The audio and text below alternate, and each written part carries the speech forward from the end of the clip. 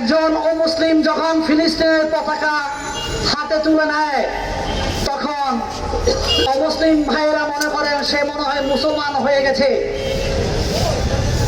একজন অমুসলিম যখন এক হুজুরের সাথে বসে খাবার খান, অমুসলিম ভাইয়েরা মনে করে সে মনে হয় মুসলমান হয়ে গেছে। এটা মনে করার কোনো কারণ নেই।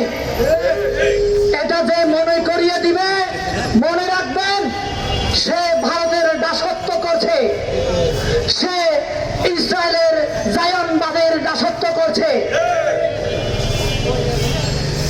আমি ভাই বেশি কিছু বলবো না, কথা সংক্ষিপ্ত কথা এটাই, আমরা বাংলাদেশ থেকে ভারতের ভারতের RSS তাদেরকে উৎখাত করতে চাই। আমরা মুসলমান মরে গেলে মুসলমান ভাইরা টুপি পরে মিছিল করেন, হিন্দু মারা গেলে RSSটা মিছিল করে, বৌদ্ধ মারা গেলে বৌদ্ধ ভিক্ষুরা মিছিল করে। আমি আশা করেছিলাম সাইফুল ইসলাম ভাই যখন মারা গেছে, আমার হিন্দু ভাইরা, আমার বৌদ্ধ ভাইরা, আমার খ্রিস্টান ভাইরা সেই সাইফুল ভাইয়ের জন্য আপনারাও রাজপথে নামবেন। আমি খুব দুঃখিত হয়েছি, আপনাদেরকে আমি রাজপথে দেখিনি। আমি সেদিনেই খুশি হব যেদিন এক বৌদ্ধ ভিক্ষু মারা গেলে আমার মুসলমান ভাইরা রাজপথ কাঁপাবে।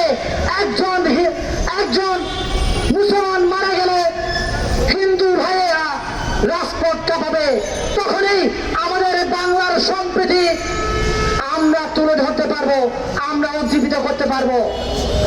আমি আর দুটো কথা বলবো, আমাদের সচিবালয়ে মন্ত্রণালয়ে আজও ফেসিবাদের বছররা ওট পেতে আছে।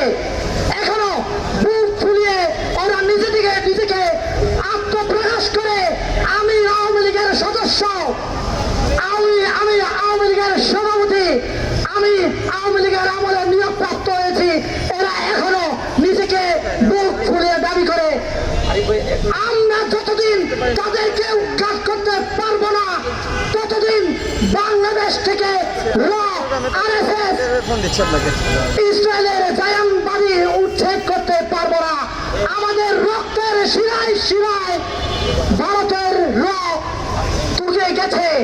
প্রয়োজনে আমাদেরকে ব্লাড ক্যান্সার হলে আমরা যেমনটা করে আমাদের রক্তকে ধুয়ে ফেলি, আমাদের রক্তকে এবার ধুয়ে ফেলতে হবে ভারতের RSS, ভারতের কে বাংলাদেশের মাটিকে উচ্ছেদ করার জন্য।